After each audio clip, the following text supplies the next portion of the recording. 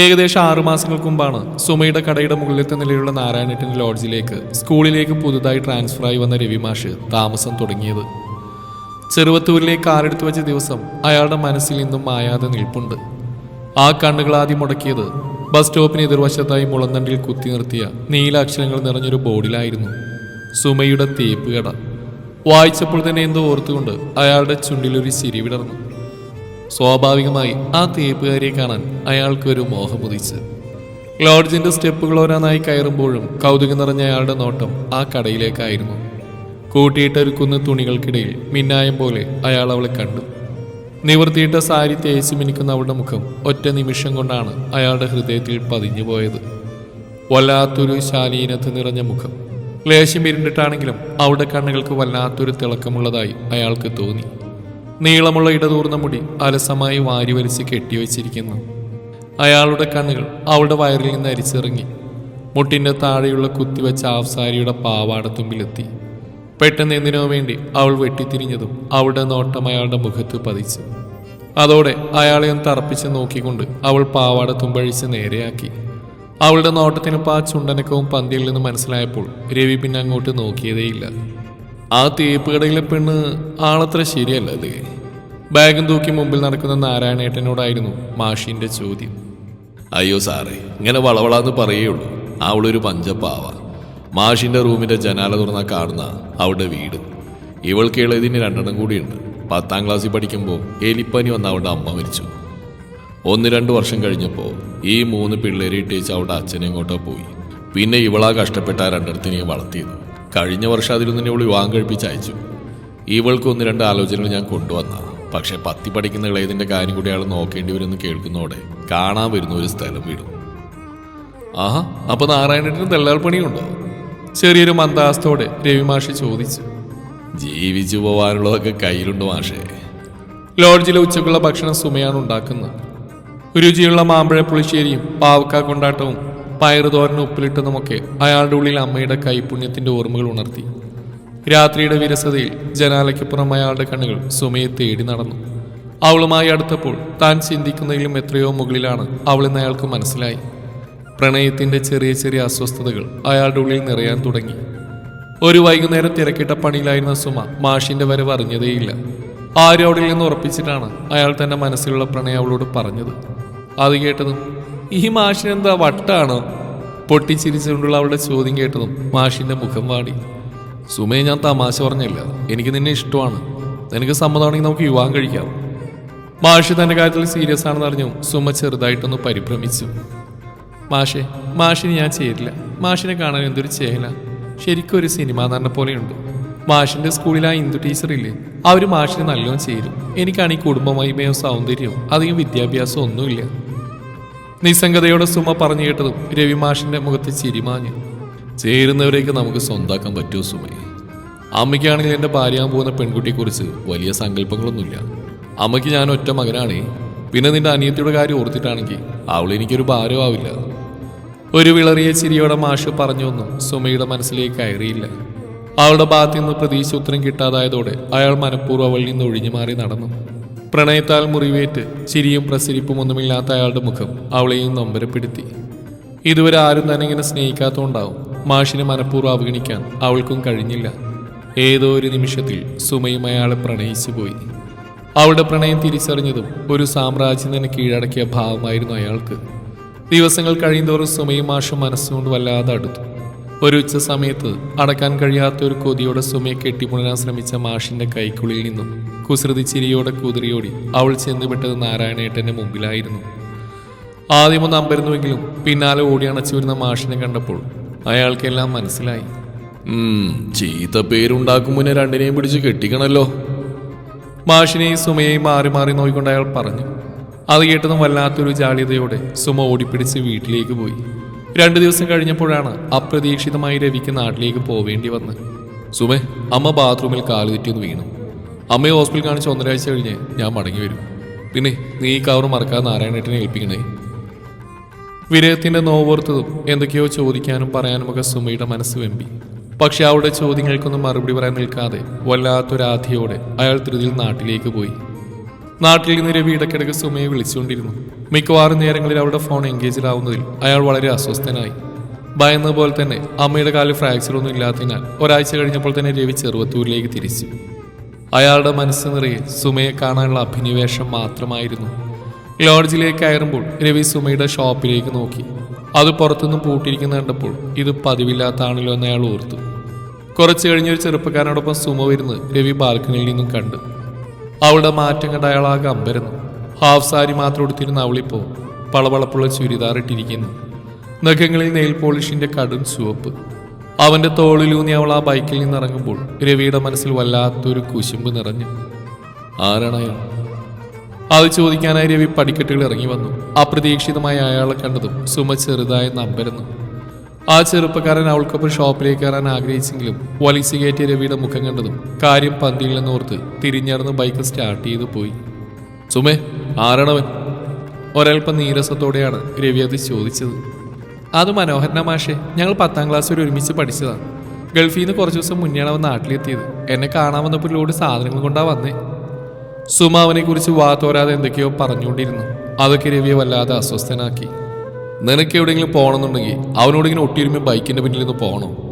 എത്ര അടക്കി വെച്ചിട്ടും അയാളുടെ മനസ്സിലുള്ള പുറത്തേക്ക് വന്നു. ആ ചോദ്യം കേട്ടതും അവളൊന്ന് ചിരിച്ചു. അപ്പൊ കുറച്ചു ദിവസങ്ങൾക്ക് മുമ്പ് മാഷി ഇന്ദു ടീച്ചർ ഇതുപോലെ ബൈക്കിലെത്തി അവിടെ വീട്ടിൽ കൊണ്ട് എന്നാക്കിയതോ? സുമയുടെ തർക്കുത്തരം രവിയെ ശരിക്കും ദേഷ്യം പിടിപ്പിച്ചു. അതിന്റെ കാരണം ഞാൻ നിന്നോട് പറഞ്ഞാണല്ലോ. ടീച്ചറുടെ അച്ഛൻ്റെ സുഖമില്ലെന്ന് പറഞ്ഞ സ്കൂളിൽ ഫോൺ വന്നു. അപ്പൊ ആകെ സങ്കടപ്പെട്ടുന്ന ടീച്ചർക്ക് ഞാനൊരു സഹായം ചെയ്താ. അല്ലാതെ ഇമാതിരി കോപ്രായം കാണിക്കാൻ മനഃപൂർവ്വം ഞാൻ ചെയ്തല്ല. രവിയുടെ വാക്കുകളിൽ അമൃഷം തിരിച്ചറിഞ്ഞതും സുമ നിശബ്ദയായി. സുമ തന്നെക്കുറിച്ചോ അമ്മയെക്കുറിച്ചോ ഒന്നും ചോദിക്കാത്തതിൽ രവിക്ക് സങ്കടം തോന്നി. അതിനേക്കാൾ ഉപരി അയാളെ നോവിച്ച് അവളുടെ മനഃപൂർവ്വമുള്ള അവഗണനയാണ്. മനോഹരനെയും സുമയെയും ഇടയ്ക്കിടക്ക് രവിമാഷി വീണ്ടും കാണാനിടയായി. അതിനെ ചൊല്ലി അവരുടെ ഇടയിൽ വഴക്കുകൾ പതിവായിക്കൊണ്ടിരുന്നു. ഒരു ദിവസം വലിയ പൊട്ടിത്തെറിയിലാണ് അത് അവസാനിച്ചത്. സുമേ, അമ്മയ്ക്കെൻ്റെ വിവാഹം വേഗം നടത്തണമെന്ന് പിടിവാശിയില്ല. അടുത്ത മാസം നല്ലൊരു മുഹൂർത്തമുണ്ട്. നിനക്ക് സമ്മതമാണെങ്കിൽ നമുക്കതിന് വെച്ച് താമസിപ്പിക്കേണ്ട.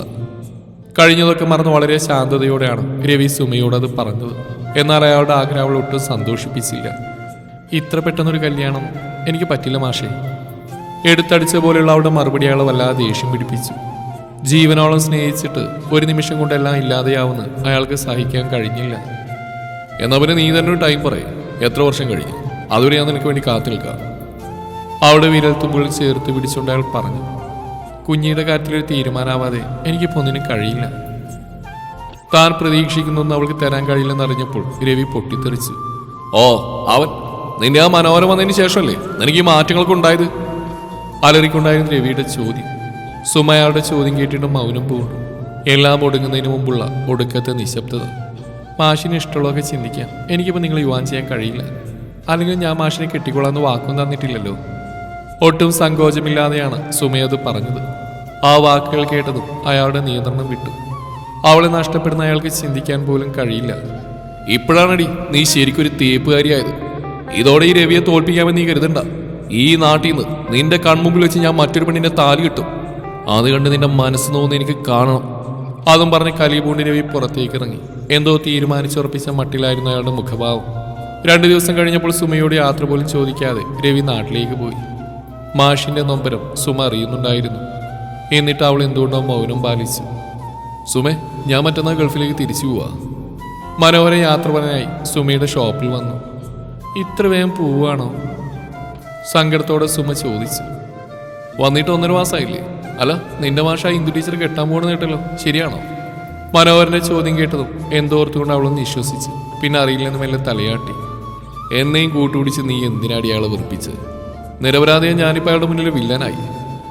എന്താ സുമ നിന്റെ മനസ്സിൽ? എന്തായാലും എന്നോടൊന്ന് പറഞ്ഞൂടെ? മനോഹരൻ എത്ര നിർബന്ധിച്ചിട്ടും അവളൊന്നും മിണ്ടിയില്ല. ഇതെന്തൊരു കോലാടി. ആകെ ക്ഷീണിച്ച് നീ ഒരു പരുവായല്ലോ. അതൊക്കെ പോട്ടെ.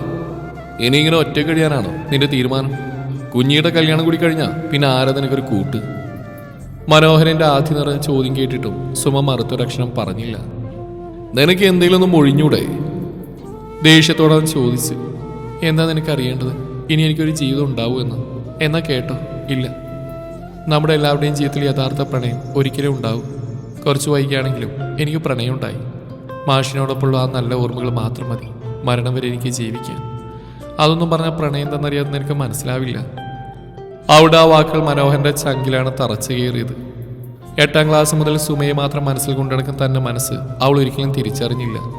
സാഹചര്യം കൊണ്ടോ പേടിയുണ്ടോ പലപ്പോഴും തനിക്കത് അവളോട് പറയാനും കഴിഞ്ഞില്ല. അവളും താനുമായുള്ള സ്വപ്നത്തിന് പോലും ഇനി ആയുസില്ലെന്ന യാഥാർത്ഥ്യം തിരിച്ചറിഞ്ഞുകൊണ്ട് മനോഹര സങ്കടത്തോടെ അവിടുന്ന് ഇറങ്ങി നടന്നു.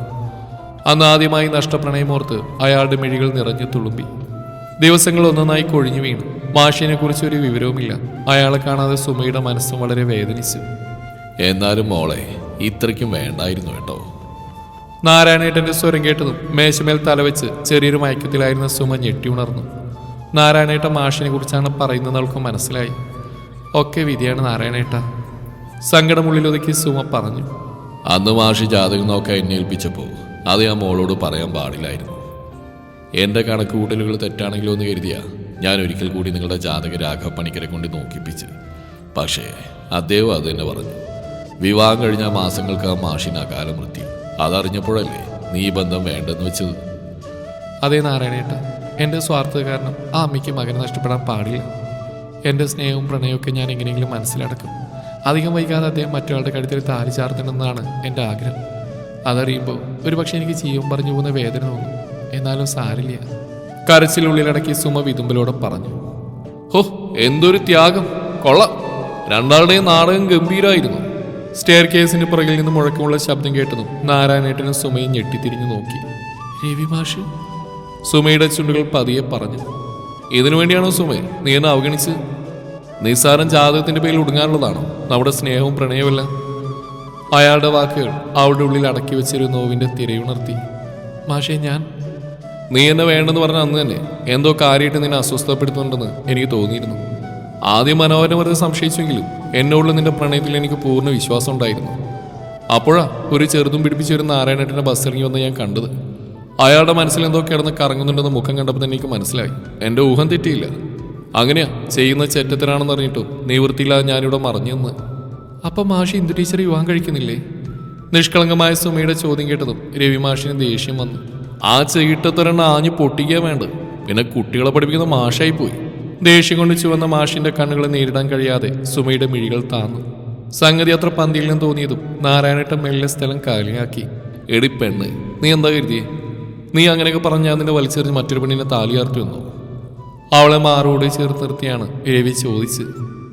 അത് പിന്നെ ഇന്ദു ടീച്ചർ? ഇനി നീ ആ പേര് മിണ്ടിപ്പോരുത്. അവളെ ഒന്നുകൂടെ മുറുകെ പിടിച്ചുകൊണ്ട് രവി പറഞ്ഞു. നമ്മുടെ കല്യാണത്തിന്റെ സമയം കുറിക്കാൻ ഞാൻ അമ്മയോട് പറയട്ടെ? അവളുടെ നെറുകയിൽ ഒരു ചുംബനം നൽകിക്കൊണ്ട് രവി ചോദിച്ചു. ആ ചോദ്യം കേട്ടതും സുമയുടെ മുഖം നാണം കൊണ്ട് ചുവന്നു. പക്ഷെ അവളുടെ ഉള്ളിൽ അയാളെക്കുറിച്ച് വല്ലാത്തൊരു ആധിയും ഉണ്ടായിരുന്നു. മാഷെ, നമ്മുടെ ജാതകം എനിക്കെന്തോ പേടിയാവുന്നു. മാഷിന് വല്ലതും പറ്റിയാൽ ഞാൻ പിന്നെ... ആ വാചകം മുഴുമിക്ക് മുന്നേ അയാൾ അവളുടെ ചുണ്ടുകളിൽ വിരലമർത്തി. പ്രേമിക്കുന്നവർ തമ്മിൽ ജാതകം നോക്കാൻ പാടില്ലെന്നാ പെണ്ണേ. ഇനിയിപ്പോൾ അങ്ങനെയാണെങ്കിൽ തന്നെ ഒരു ദിവസമെങ്കിൽ ഒരു ദിവസം നമുക്ക് ജീവനവളെ സ്നേഹിച്ച് പിരിയാടോ. അവളെ ആശ്വസിപ്പിക്കാനെന്നാണ് അയാൾ പറഞ്ഞു. മാഷിന്റെ വാക്കുകൾ അവളുടെ ഉള്ളിൽ സ്നേഹത്തിന്റെ പുതിയൊരു വഴിയൊരുക്കി. ഒരു ചുംബനത്തിന്റെ ലഹരിയിൽ ആ സായാഹ്നം കൊഴിഞ്ഞു വീഴുമ്പോൾ അവരിരുവരും സ്വയം മറന്നൊരാലിംഗനത്തിൽ അലിഞ്ഞു ചേരുകയായിരുന്നു.